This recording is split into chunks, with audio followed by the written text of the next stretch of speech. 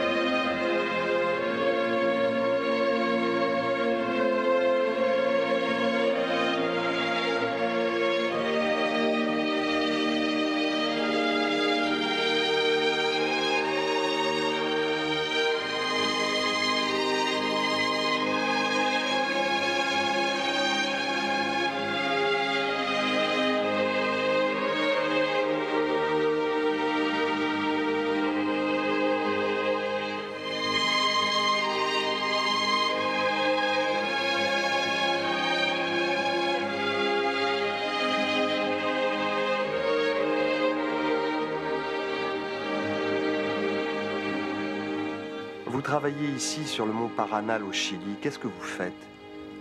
Ici, on s'occupe de mesurer disons, la qualité de l'image que verra un grand télescope lorsqu'il sera installé au sommet. Donc, évidemment, on ne peut pas avoir de diamètre très grand pour mesurer la qualité de l'image. Donc, on utilise un petit télescope et une méthode un petit peu plus compliquée, mais qui nous permet ensuite d'évaluer ce que verra le télescope plus tard. Vous avez des détecteurs qui sont aussi puissants que dans un grand observatoire ici? Oui, effectivement, le télescope est petit, mais les détecteurs qu'on utilise et le système informatique est tout à fait comparable à ce qu'on trouve sur un grand télescope. Vous observez le ciel, mais vous étudiez aussi bien d'autres choses sur cette montagne, non? Disons qu'on essaye d'enregistrer un maximum de paramètres, c'est-à-dire les paramètres au sol, principalement le vent, la température, la turbulence thermique au sol. On enregistre aussi la turbulence thermique sur, disons, les 1000 premiers mètres du site, qui sont vraiment en fonction de tout l'environnement qu'on a autour, les montagnes les plus proches, etc. Et puis on mesure aussi, en mesurant la scintillation des étoiles, la turbulence qui se trouve en haute atmosphère. Celle-ci est vraiment sur une très large échelle, c'est-à-dire que les sommets environnants verront exactement la même chose. Donc on essaye vraiment de couper l'atmosphère en morceaux, et, afin de voir qui crée quoi, et afin de savoir si, se déplaçant sur un sommet voisin, on risque d'améliorer les choses, ou bien on va retrouver exactement la même chose.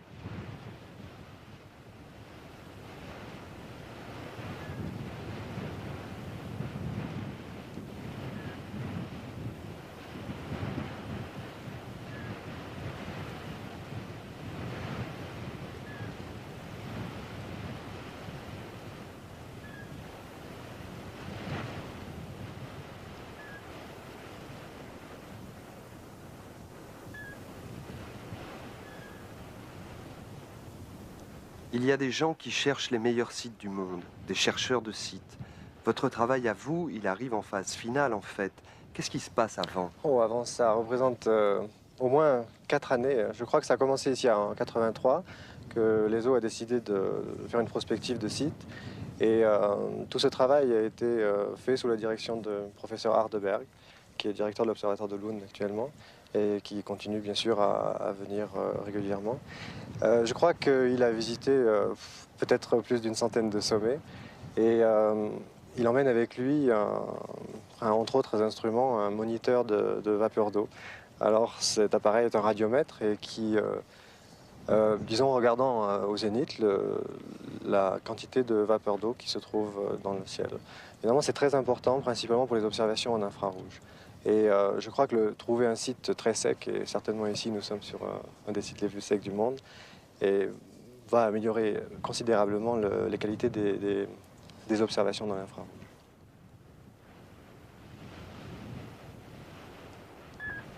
Quel est le meilleur site du monde pour construire un observatoire astronomique? In practice, the best site would then be a rather steep and high mountain sitting on an island, or even better, being the island itself. But I emphasize that then it has to be rather high, it has to be rather steep, and it has to be in the sea, not to have any turbulence-creating elements around it. And that already in itself is an impossibility in practice, because if it is needle-shaped, very pointed, then it will be difficult to put anything big on it. For instance, it will be very difficult to put an array of telescopes. So there, at once, we are at a point where we have to say that the ideal site maybe doesn't exist, or it may exist, but then only for a certain configuration of telescopes. Still, I would maintain that a very good choice would be either an island, high, steep sort of island mountain, or something resembling it on the mainland, and then ideally close to the coast with coastal wind prevailing.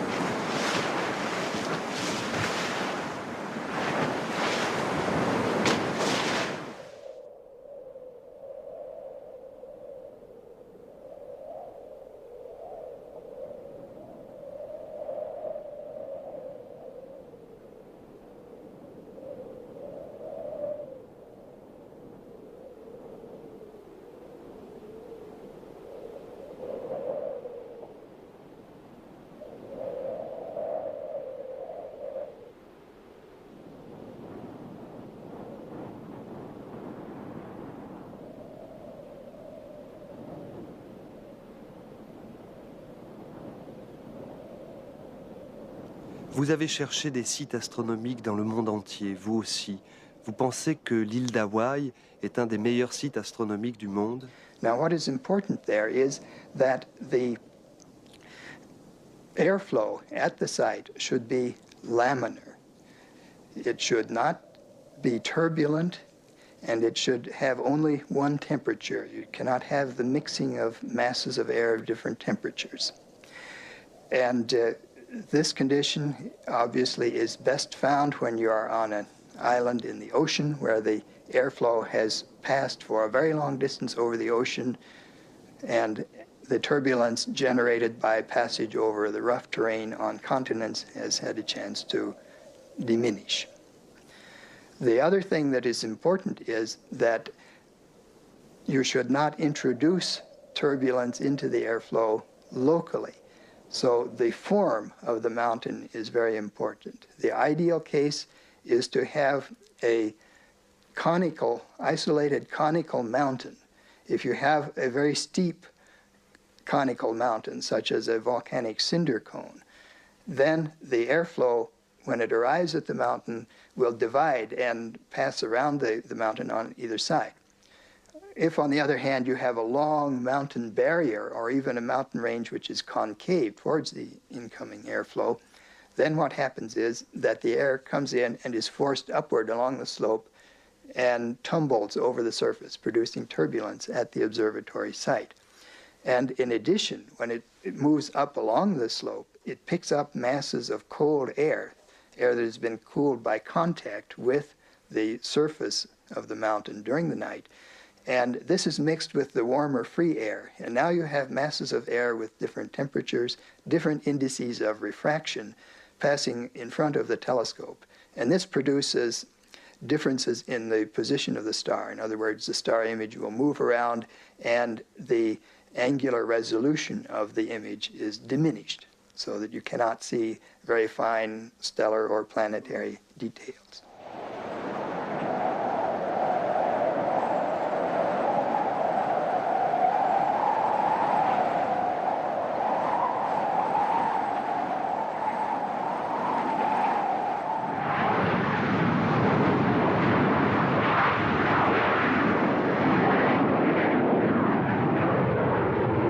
Set up a scan to do a map of Orion Nebula 42, and I want to cover an area of about 1/10 of a degree. I want the motions to be from east to west. So first motion is going to be to the west. We'll make 5 steps west. So 1 5 1 0.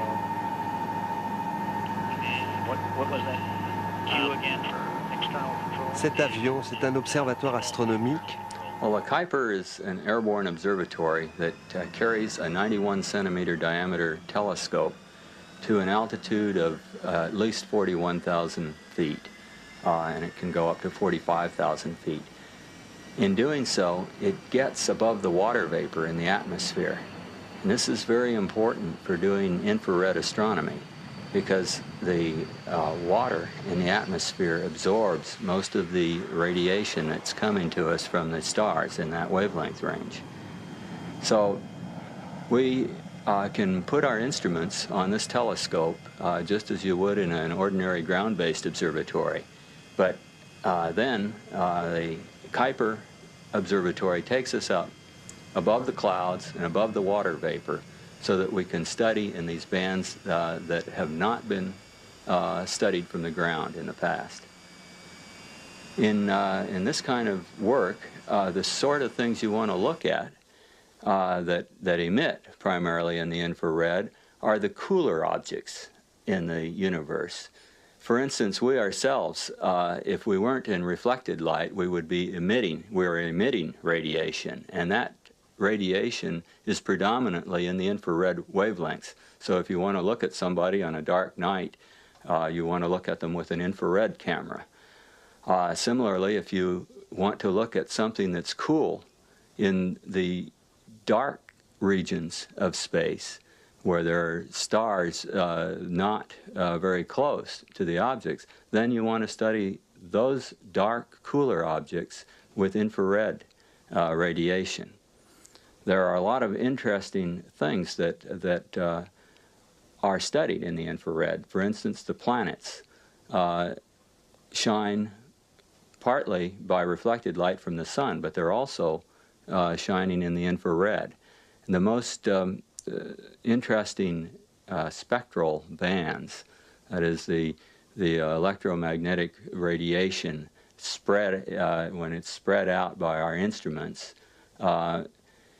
can be observed, and one determines the molecules that are emitting this radiation from the infrared spectral information. So we can study atmospheres of planets and determine what's in them, primarily by working in the infrared.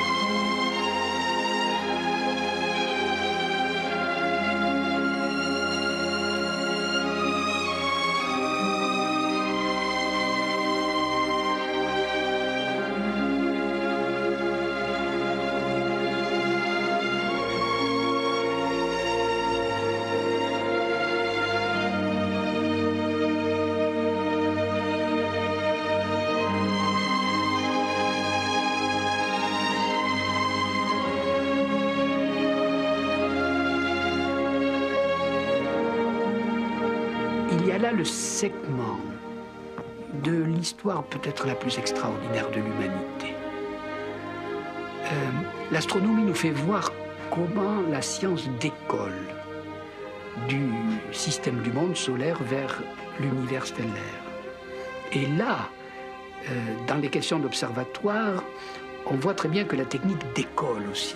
Elle part de la Terre pour aller vers des sommets, vers des montagnes, puis vers des ballons, puis elle ira sur des obus pour aller vers des fusées et pour annoncer l'astronautique actuelle. Il y a là un appareillage ou une sorte de décollage. Mais ce décollage n'est pas seulement scientifique ou technique, il est aussi celui de notre civilisation entière. Voici seulement un demi-siècle, au début de ce siècle-ci, la France entière, 80% était agricole. L'Allemagne, l'Amérique aussi, l'Angleterre moins. Et avez-vous remarqué si on me demandait un jour quel est le phénomène le plus important du XXe siècle, je répondrais la disparition de l'agriculture. Nous ne sommes plus qu'un pourcentage infime d'agriculteurs et là aussi, l'humanité décolle. Elle était sur le sol, elle avait les pieds sur terre et même sous terre, elle labourait la terre et tout d'un coup elle devient industrielle, puis elle devient plus industrielle, elle devient employée de bureau. C'est-à-dire elle s'occupe de papier, de langage, de code, de signes. Elle s'occupe de machines à écrire et tout d'un coup, elle décolle du matériel vers le langage. Vous voyez, elle décolle de la terre vers le ciel, elle décolle du matériel vers le langage. Il y a une sorte de décollage qui est peut-être l'image la plus précise qu'on puisse donner de l'histoire actuellement de l'humanité occidentale développée. Cette espèce de décollage tel qu'à un moment, nous allons nous reconnaître comme image privilégiée dans l'astronaute qui, hors la Terre, la regarde en entier. Et probablement là, il y a une date extraordinaire, c'est la première fois qu'on a une photographie de la Terre, bien après la Seconde Guerre mondiale, mais aussi le moment où l'astronaute flottant hors sa propre fusée peut regarder notre mère, la Terre, comme un objet global, comme un objet qu'il peut mettre en dehors de lui. En général, la Terre, on est dedans. Non, on est dessus. On vit comme notre entourage. La Terre ne bouge pas pour l'homme. Elle est le sol sur lequel on repose, la maison dans laquelle on habite, l'utérus dans lequel on est. La Terre est notre mère. Et donc, on ne peut pas en sortir. Il n'y a que les savants qui disent que la Terre bouge autour du Soleil. Mais dans la vie ordinaire ou dans la vie courante, pour nous, la Terre est cette stabilité, non seulement qui est indéracinable sous nos pieds, mais à l'intérieur de laquelle on habite. Eh bien, l'aventure la plus extraordinaire de ce dernier temps a été, je crois, que l'humanité en entier a quitté la Terre, c'est-à-dire a décollé d'elle, est sortie d'elle, comme si elle avait été accouchée par elle, et tout d'un coup, elle la voit en entier devant elle, comme si c'était un objet. C'était notre maison, et maintenant, c'est un objet. C'était... oui, notre mère, et maintenant c'est un objet, et c'est même peut-être plus qu'un objet, c'est devenu presque notre fille, comme si elle était en danger à cause de nos entreprises. Vous voyez, comme si elle était d'abord notre mère et ensuite notre... Vous voyez ce décollage extraordinaire dont la montée des observatoires du niveau zéro de la mer vers les montagnes n'est qu'un petit segment. Je crois là qu'il y a un grand mouvement qu'on peut décrire et raconter, et qui est peut-être le seul roman réel, le seul grand récit, le seul grand conte, le seul grand mythe moderne qu'on puisse réellement raconter à nos enfants.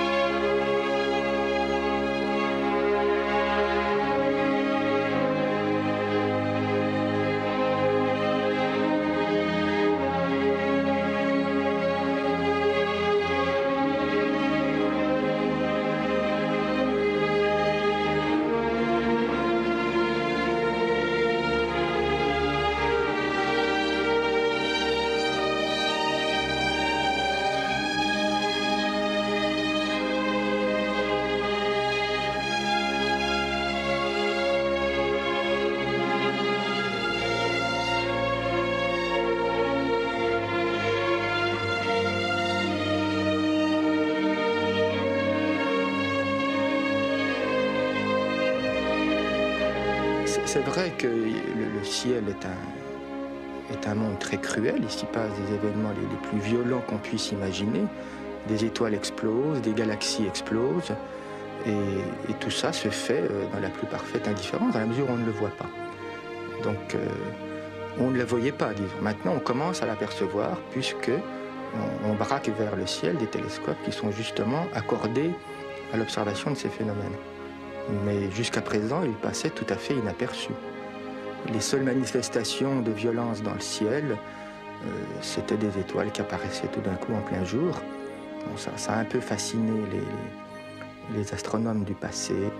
Mais c'était quand même un peu anecdotique. C'était une étoile qui apparaissait en plein jour, puis qui ensuite disparaissait. Le temps est un excellent garde-fou. On parle maintenant du fait que la vie sur Terre a été terriblement modifiée quand un énorme aérolithe est tombé et a tué tous les dinosaures. Bon, ben ça n'arrive pas souvent. Ça n'empêche que les gens, enfin les bêtes qui étaient à cette époque-là sur Terre en ont été traumatisés. Donc c'est vrai que le temps nous protège, ou du moins nous ne vivons pas assez longtemps pour avoir à subir, disons, dans notre chair ou dans notre quotidien, cette violence astronomique. Mais bon, d'une part, on en est issu. Tout ce qui nous compose vient d'étoiles. Hein. Notre chair, notre sang est composé de carbone, d'oxygène, d'azote, et tout ça a été fabriqué dans des étoiles. Et pour que ce qui soit fabriqué dans les étoiles devienne des êtres humains, il a fallu que ces étoiles explosent, qu'elles se répandent dans l'espace. Donc, ne serait-ce que pour exister, il a bien fallu que ces phénomènes violents se passent. Donc ça, c'est le côté bénéfique de ces phénomènes violents, ils nous ont créés. Maintenant, le côté maléfique, c'est qu'ils peuvent nous faire disparaître, mais c'est pas nécessairement d'actualité, hein. Ça va pas se produire maintenant.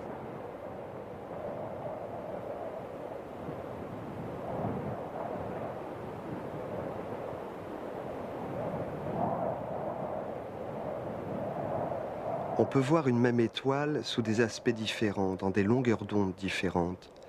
Est-ce que dans chaque domaine de longueur d'onde, on voit d'autres choses aussi, d'autres étoiles? Oui, bien sûr, le ciel est éminemment variable en fonction du regard qu'on porte sur lui. Bon, si vous connaissez le ciel nocturne, les étoiles, les constellations, c'est une chose. Vous observez le même ciel avec un détecteur à rayons X ou un détecteur gamma, vous avez d'autres étoiles qui vont parsemer le ciel, mais pas du tout au même endroit, et pas du tout les mêmes. Et ça ouvre cette nouvelle dimension qu'a l'astronomie finalement en ce moment. Ça, c'est une chose qui est passionnante pour les astronomes, c'est qu'ils vivent une révolution encore plus grande que la révolution de Galilée. Parce que Galilée, il n'a fait que... enfin c'était déjà pas mal, il a fait franchir un saut énorme, il a décuplé le pouvoir de l'œil, mais c'est resté l'œil. Tandis qu'à notre époque, depuis 1930, depuis le début de la radioastronomie, on vit maintenant l'apparition d'une dimension qui est l'exploration de tous les rayonnements. Et ça, c'est beaucoup plus révolutionnaire que de voir des objets plus en détail ou de voir des objets plus lointains. Parce qu'on voit des objets différents. Et ça, c'est extraordinaire de voir des objets différents. Ça montre à quel point le ciel est peuplé d'astres différents. À côté des astres qu'on connaît, qui nous rassurent, des étoiles, des planètes, on sait maintenant qu'il y a tout un bestiaire à qui on a donné des noms qui sont rentrés dans le grand public, les quasars, les pulsars, les étoiles à neutrons, etc. Tout ce bestiaire apparaît et il est issu de ces nouvelles astronomies. Et il appartient maintenant de compléter cet inventaire, de vraiment savoir tout ce qui existe, puis ensuite de tout expliquer. Si on faisait une carte du ciel dans chaque domaine de longueur d'onde et qu'on les mélangeait, le ciel ne serait plus du tout noir, il serait peuplé d'étoiles? Il serait peuplé d'objets des fois les mêmes, des fois différents. Noir, je pense qu'il n'a jamais été noir, le ciel. Il est noir parce que notre œil, la nuit, n'est pas capable de voir toute la masse de rayonnement qu'on reçoit. Mais si vous avez par exemple un œil gamma, vous aurez un ciel brillant. Parce que non seulement on sait qu'il y a des objets, des astres qui nous envoient du rayonnement, mais il y a aussi un rayonnement diffus dans tout l'univers. Et si vous avez un œil radio, vous verrez ce fameux rayonnement fossile de l'explosion originale de l'univers, ce rayonnement à 3 degrés, qui lui baigne tout l'univers. Donc dans ce domaine-là, si vous avez un œil sensible à la lumière émise par le 3 degrés K, qui se situe dans le domaine radio, vous verrez le ciel tout brillant. Et vous serez dominé par une brillance totale. Vous aurez l'impression d'être dans un milieu entièrement brillant. Il n'y aura plus de nuit, il n'y aura plus de jour pour ceux qui ont cette faculté de voir avec ce regard.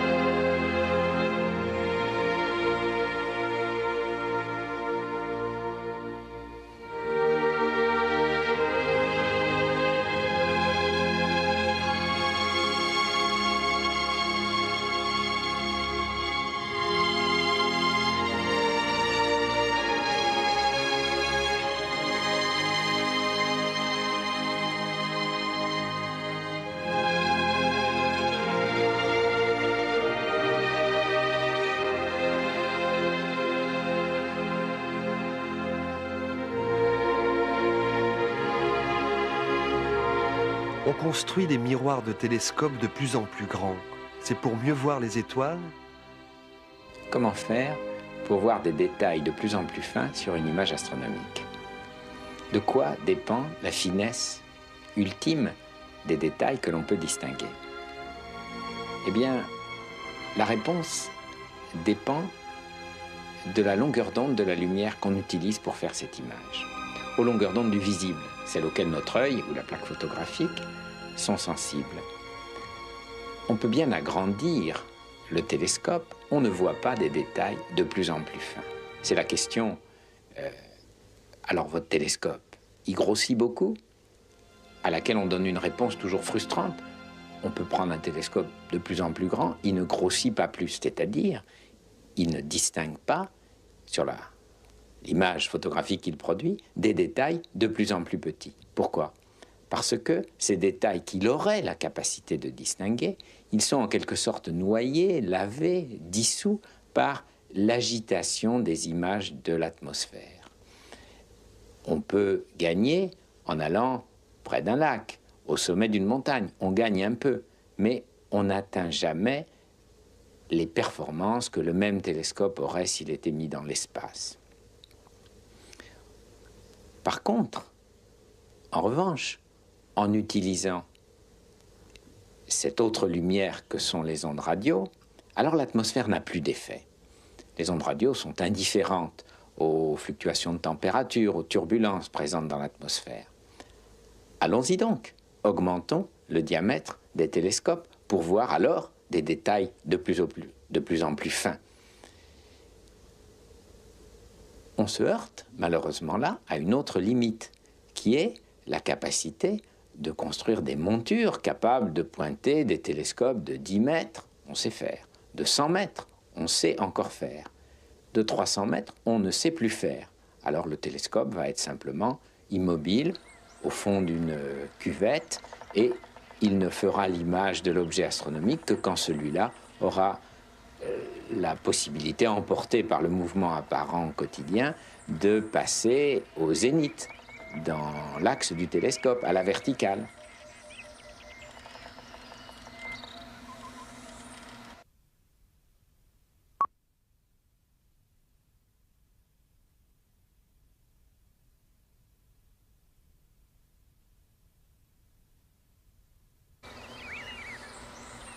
Et au-delà, peut-on faire des télescopes de taille encore plus grande et qui ne soient pas contraints par cette limitation? La réponse est évidemment non. Alors, doit-on abandonner pour toujours l'espoir de voir des détails plus fins que ce que peut percevoir un télescope de 100 mètres? Non. Grâce à une technique tout à fait intéressante, extraordinaire même, inventée dans son principe dès la fin du XIXe siècle. Quelle est cette technique? Eh bien, elle consiste à abandonner l'ambition de faire un très grand télescope, mais à constater que si l'on se contente de prélever dans la lumière venant de l'objet dont on souhaite avoir l'image, deux petites fractions de cette lumière à l'aide de deux télescopes situés à 500 mètres, 1 km, 100 km, voire 10 000 km l'un de l'autre, à condition de prélever ces deux fragments de la lumière issue de l'objet exactement au même instant, alors on obtient une information qui permet de construire l'image de l'objet avec une résolution de détail égale à celle que donnerait un télescope ayant 500 mètres, 10 km, 10 000 km de diamètre. Il faut être capable de synchroniser les mesures à une précision comparable à la fréquence de la lumière, c'est-à-dire à quelque chose de l'ordre du milliardième ou du 100 milliardième de seconde. La tâche est difficile, elle n'est pas impossible. Et quand on sait faire ça, on fait ce qu'on appelle de la synthèse d'ouverture, c'est-à-dire que l'on combine une paire de télescopes sur une base de quelques kilomètres, on a un élément de détail de l'image, on combine cette paire sur une autre base, plus grande ou plus petite, on a un autre élément de détail de l'image et on va ainsi reconstruire l'image avec sa capacité de distinguer des détails extrêmement fins, élément par élément.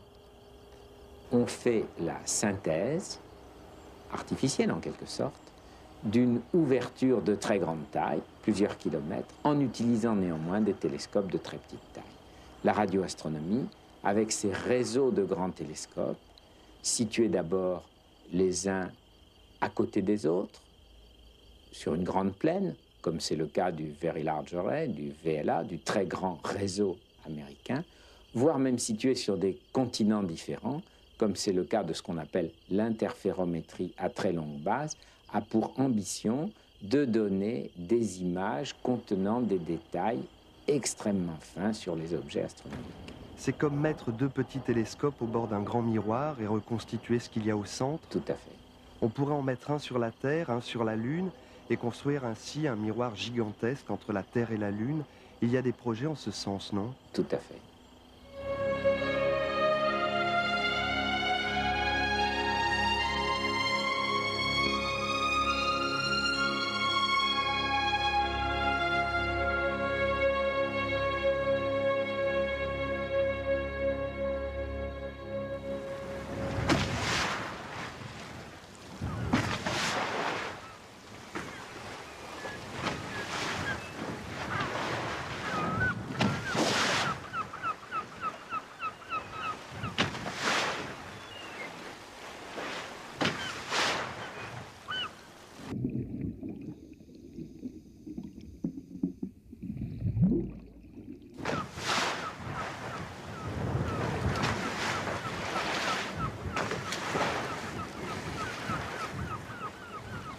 Au fond de l'eau, dans la baie d'Honolulu, il y a des sortes de télescopes.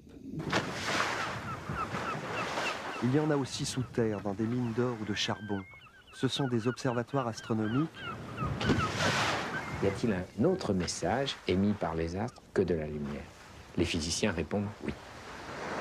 Et ces télescopes, qui ne sont pas des télescopes à lumière que vous évoquez, sont construits pour tenter d'aller chercher ces autres messages. Il se trouve que les neutrinos, par exemple, qui sont des particules qui se déplacent aussi à la vitesse de la lumière, sont des particules qui sont très abondantes dans l'univers. L'univers en est plein, il y a plus de ces particules qu'il n'y a de grains de lumière. Mais elles sont extrêmement difficiles à détecter parce que, contrairement à la lumière qui interagit avec la matière pour produire un courant électrique, l'effet photoélectrique, les neutrinos interagissent très très mal avec la matière. Vous pouvez mettre des mètres cubes et des mètres cubes de matière, les neutrinos passent au travers comme s'ils ne les avaient pas vus. Quelle solution donc? Choisir une matière adéquate qui quand même interagisse un peu avec les neutrinos et la mettre au fond de l'océan pour que toutes les autres particules énergétiques, le flot de protons, d'électrons que nous envoie le Soleil, par exemple, qui risqueraient d'interagir aussi avec la matière et de donner un faux signal, soient, elles, absorbées par cet épais matelas d'eau que représente l'océan. On a alors un télescope à neutrinos.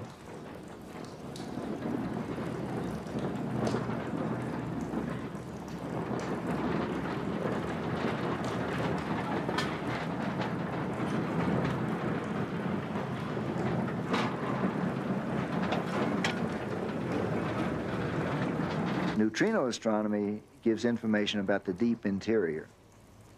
For example, the sun. We see just the core of the sun. Well, the important thing about a neutrino is that they're generated by nuclear processes.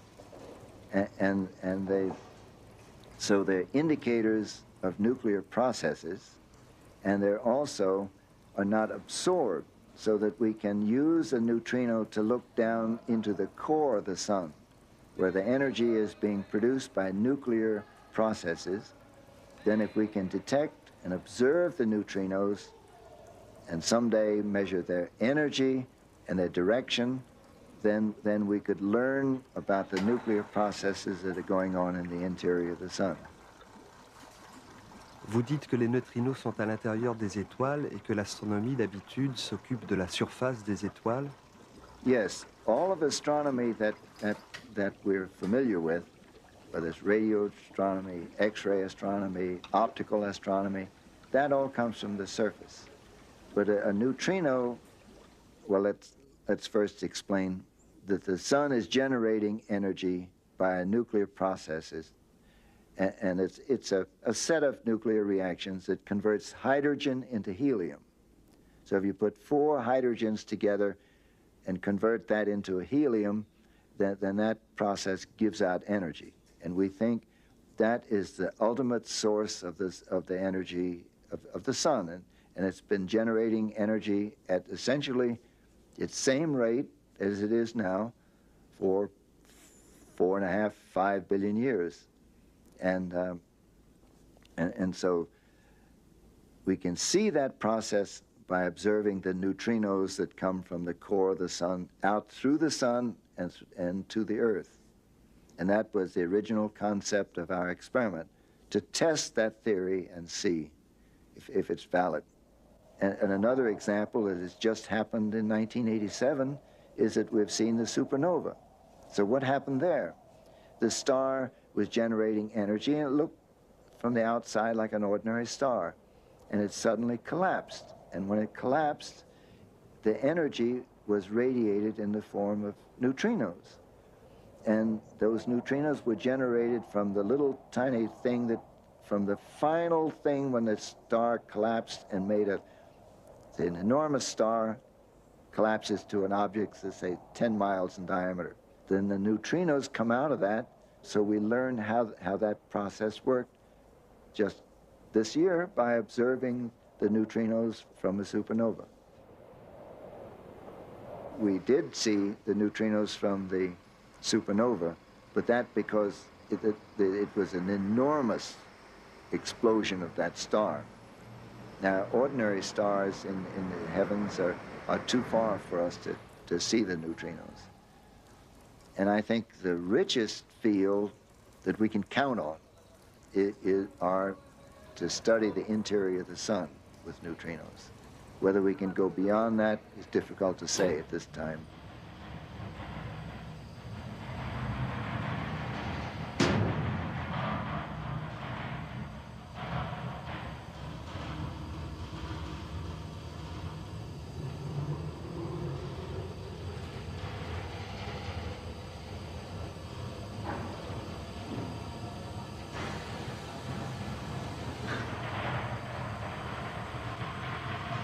Vous allez à l'intérieur de la Terre ou sous les mers, alors que les astronomes en général rêvent d'aller dans l'espace. Neutrino has such a feeble interaction that we have to build an enormous detector. So the detector that we have is 600 tons. Now we can't put that in space, and if we did, it'd give too large a signal. We couldn't see a neutrino. So we have to go underground. So we have to find a deep mine and a favorable company that would let us do that. And fortunately, the Homestake Mining Company had a shaft that goes 1,600 meters underground. We can take advantage of that, and they'll let us build our detector in their mine. So we have to go down so to screen our detector from cosmic rays. So that's why we go down, and other astronomers want to go into space.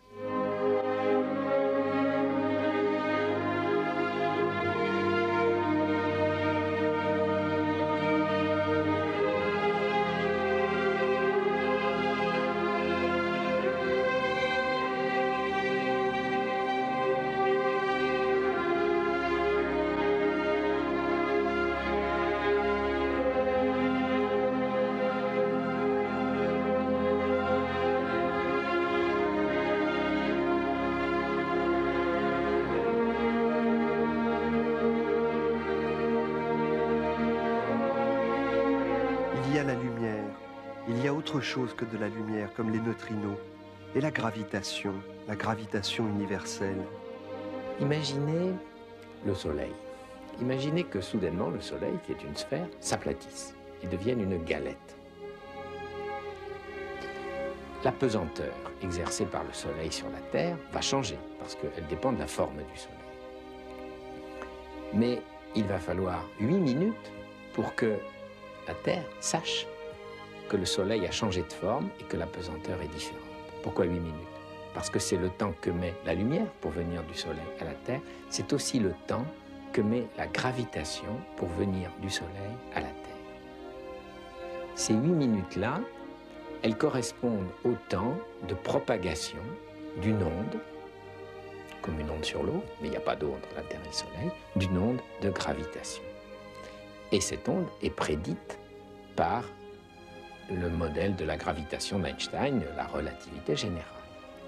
Mais il n'est pas question de fabriquer en laboratoire une source d'ondes gravitationnelles. Seuls les objets astronomiques, les astres, sont assez massifs pour créer de telles ondes à un degré mesurable. Je crée bien entendu une onde gravitationnelle quand je laisse tomber une pierre, mais elle est tellement ténue et tellement faible qu'aucun dispositif imaginable n'est capable de la détecter. Par contre, quand une supernova s'effondre sur elle-même, alors une onde gravitationnelle est émise et sera détectable par les télescopes à ondes gravitationnelles, faut-il les appeler ainsi, qui sont aujourd'hui en construction dans les laboratoires de physique. Sera-ce une nouvelle astronomie? C'est peut-être un peu tôt pour le dire.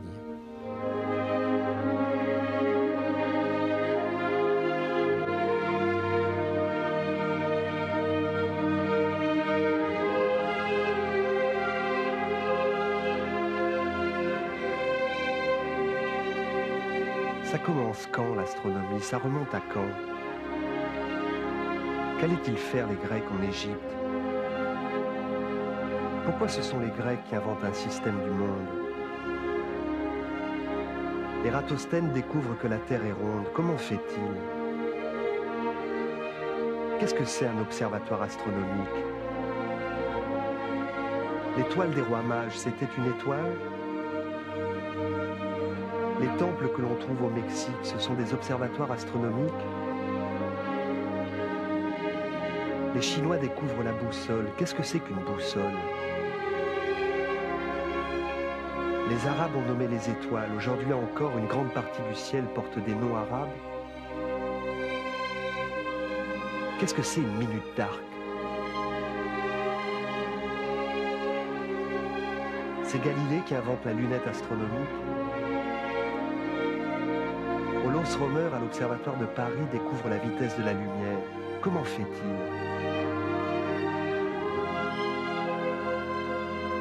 Kepler écrit un traité sur les cristaux de neige. Ça a un rapport avec l'univers, la neige?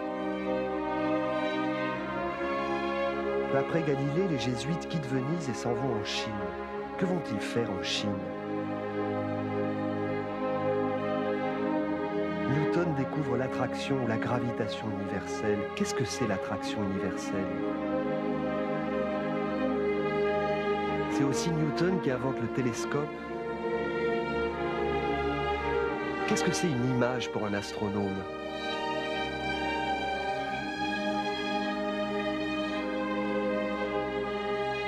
Après Newton, les astronomes se mettent à voyager. Que vont-ils chercher en parcourant le monde? Qu'est-ce que c'est qu'un spectrographe? En 1830, on sait mesurer la distance des étoiles. Comment fait-on? William Herschel découvre qu'il n'y a pas que ce qu'on voit avec l'œil. Il découvre l'infrarouge. Comment fait-il?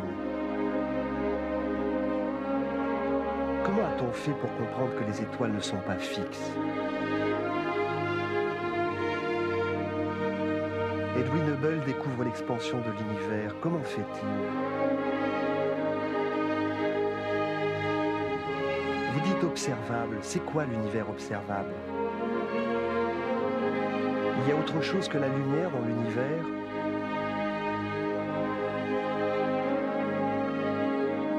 Qu'est-ce que c'est une supernova?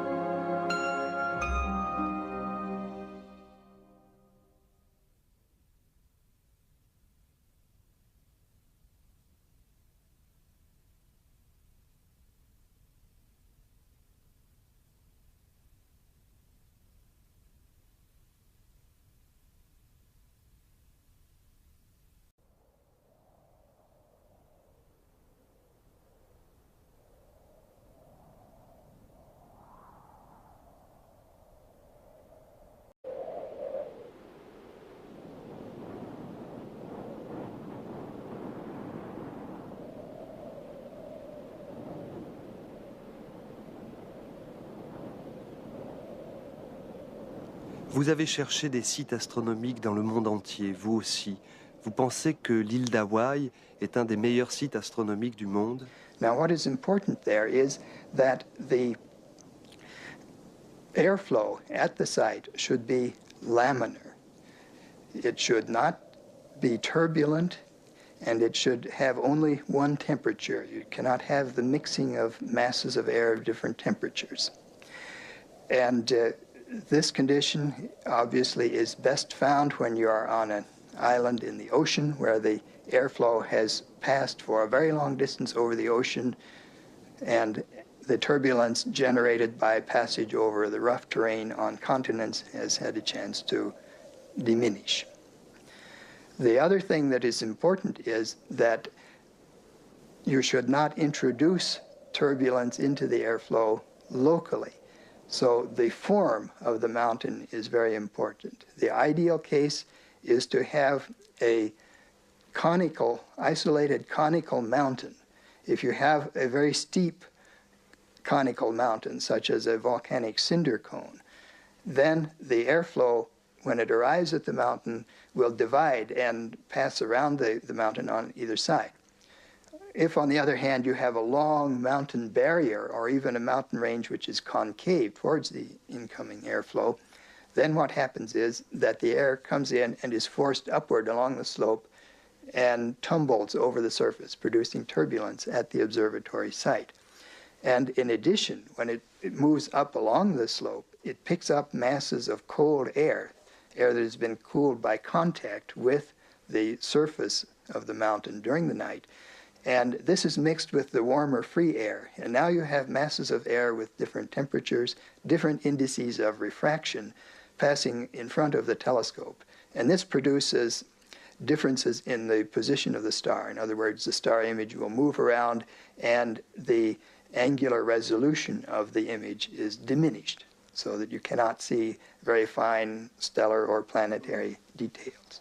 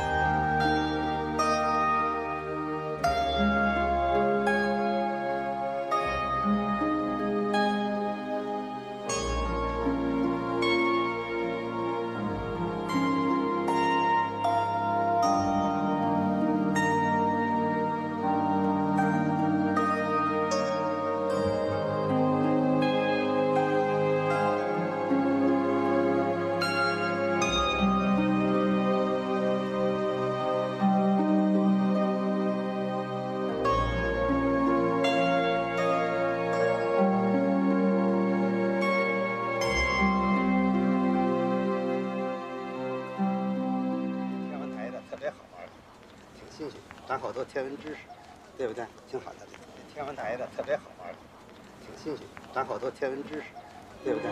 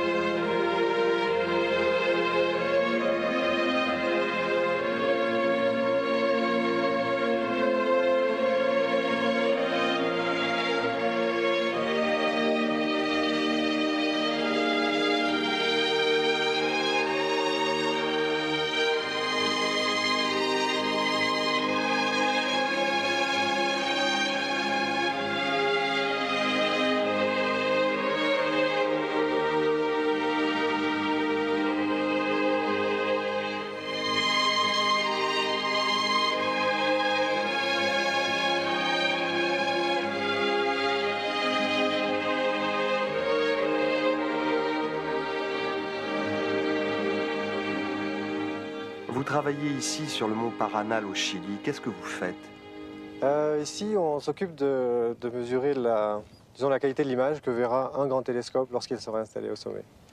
Donc, évidemment, on ne peut pas avoir de diamètre très grand pour mesurer la qualité de l'image. Donc, on utilise un petit télescope et une méthode un petit peu plus compliquée, mais qui nous permet ensuite d'évaluer ce que verra le télescope plus tard. Vous avez des détecteurs qui sont aussi puissants que dans un grand observatoire ici? Oui, effectivement, le télescope est petit, mais les détecteurs qu'on utilise et le système informatique est tout à fait comparable à ce qu'on trouve sur un grand télescope. Vous observez le ciel, mais vous étudiez aussi bien d'autres choses sur cette montagne, non? Disons qu'on essaye d'enregistrer un maximum de paramètres, c'est-à-dire les paramètres au sol, principalement le vent, la température, la turbulence thermique au sol. On enregistre aussi la turbulence thermique sur, disons, les 1000 premiers mètres du site, qui sont vraiment en fonction de tout l'environnement qu'on a autour, les montagnes les plus proches, etc. Et puis on mesure aussi, en mesurant la scintillation des étoiles, la turbulence qui se trouve en haute atmosphère. Celle-ci est vraiment sur une très large échelle, c'est-à-dire que les sommets environnants verront exactement la même chose. Donc on essaye vraiment de couper l'atmosphère en morceaux, et, afin de voir qui crée quoi, et afin de savoir si, se déplaçant sur un sommet voisin, on risque d'améliorer les choses, ou bien on va retrouver exactement la même chose.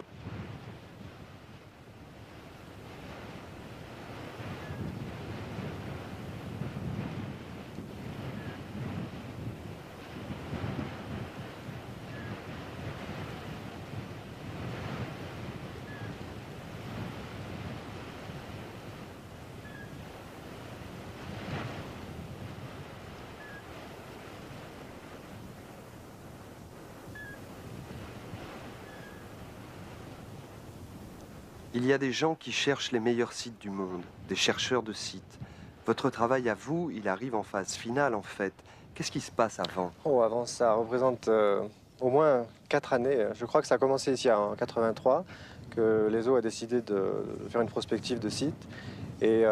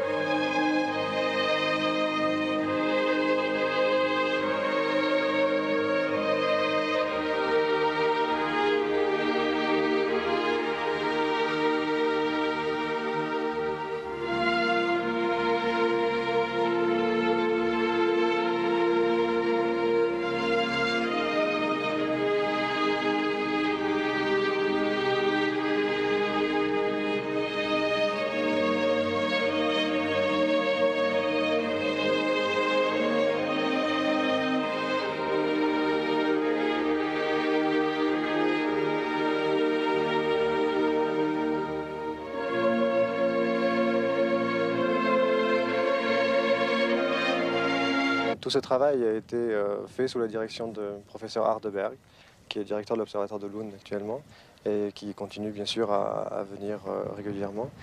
Je crois qu'il a visité peut-être plus d'une centaine de sommets, et il emmène avec lui, entre autres instruments, un moniteur de vapeur d'eau.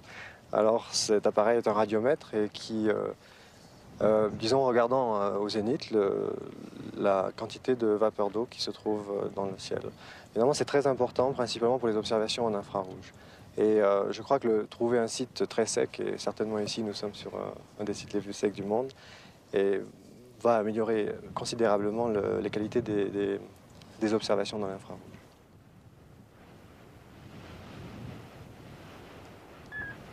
Quel est le meilleur site du monde pour construire un observatoire astronomique? In practice, the best site would then be a rather steep and high mountain sitting on an island, or even better, being the island itself.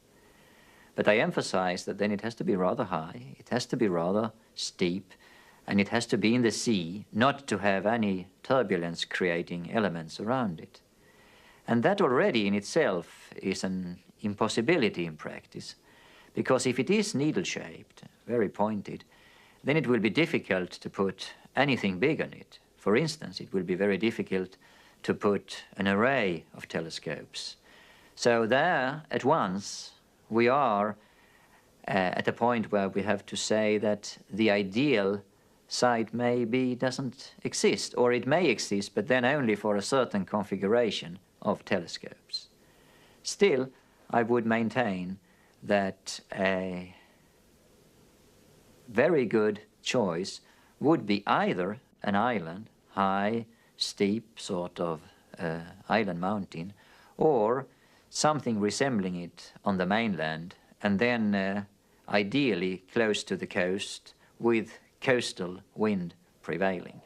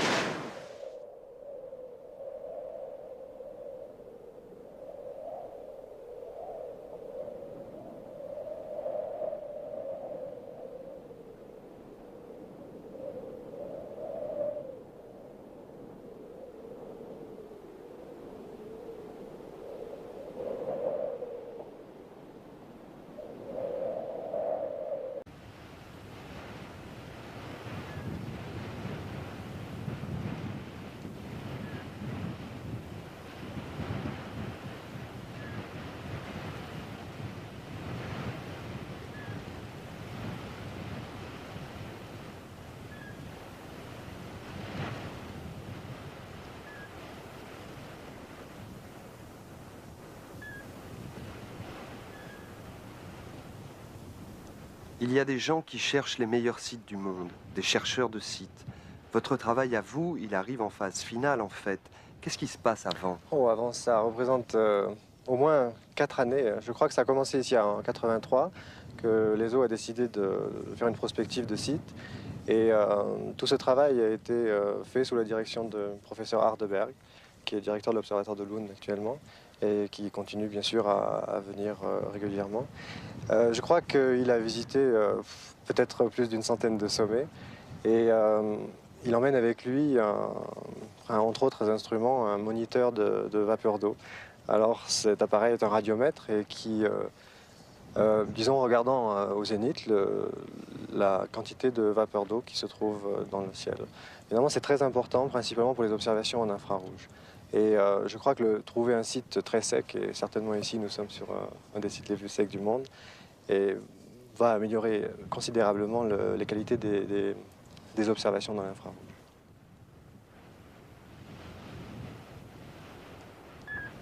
Quel est le meilleur site du monde pour construire un observatoire astronomique?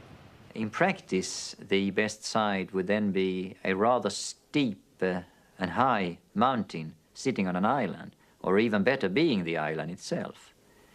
But I emphasize that then it has to be rather high, it has to be rather steep, and it has to be in the sea, not to have any turbulence-creating elements around it.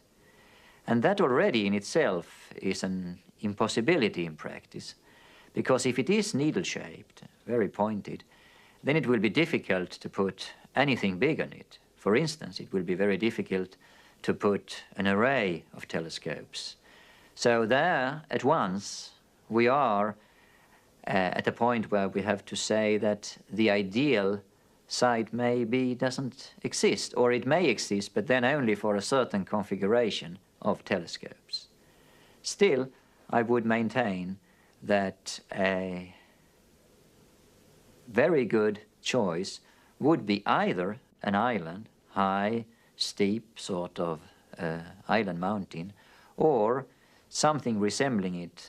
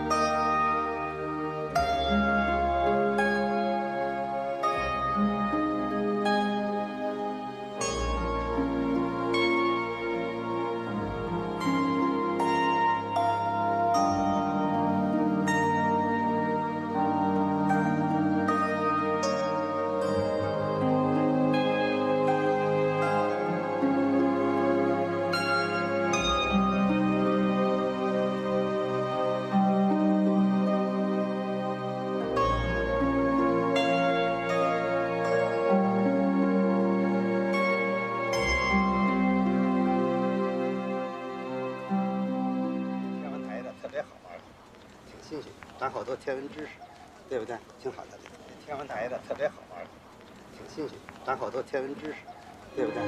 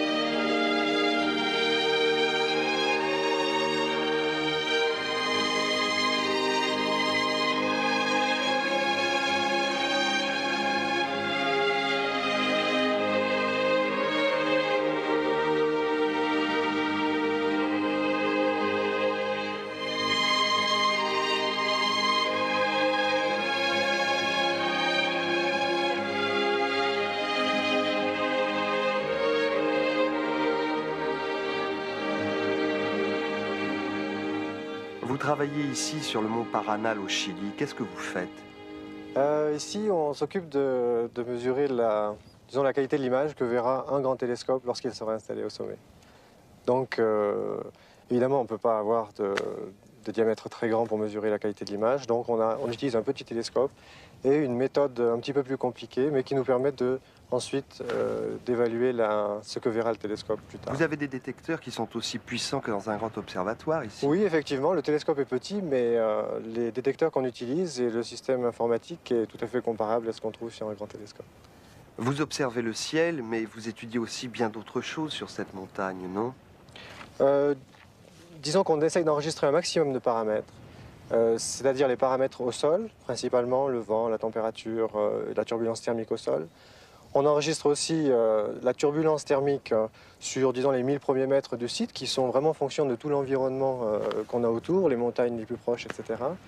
Et puis on mesure aussi, en mesurant la scintillation des étoiles, la turbulence qui se trouve en haute atmosphère. Celle-ci est vraiment sur une très large échelle, c'est-à-dire que les sommets environnants verront exactement la même chose. Donc on essaye vraiment de couper l'atmosphère en morceaux, et, afin de voir qui crée quoi, et afin de savoir si, se déplaçant sur un sommet voisin, on risque d'améliorer les choses, ou bien on va trouver exactement la même chose. On the mainland, and then ideally close to the coast, with coastal wind prevailing.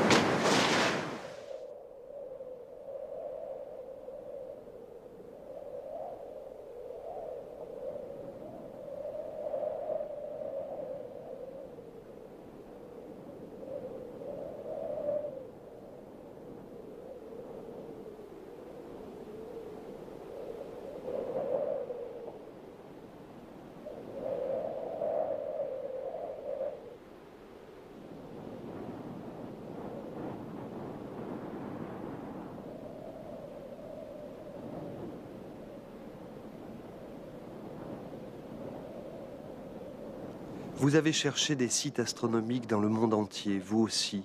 Vous pensez que l'île d'Hawaï est un des meilleurs sites astronomiques du monde? Now, what is important there is that the airflow at the site should be laminar. It should not be turbulent, and it should have only one temperature. You cannot have the mixing of masses of air of different temperatures. And this condition obviously is best found when you are on an island in the ocean where the airflow has passed for a very long distance over the ocean, and the turbulence generated by passage over the rough terrain on continents has had a chance to diminish. The other thing that is important is that you should not introduce turbulence into the airflow locally. So the form of the mountain is very important. The ideal case is to have a isolated conical mountain. If you have a very steep conical mountain, such as a volcanic cinder cone, then the airflow, when it arrives at the mountain, will divide and pass around the mountain on either side. If, on the other hand, you have a long mountain barrier or even a mountain range which is concave towards the incoming airflow, then what happens is that the air comes in and is forced upward along the slope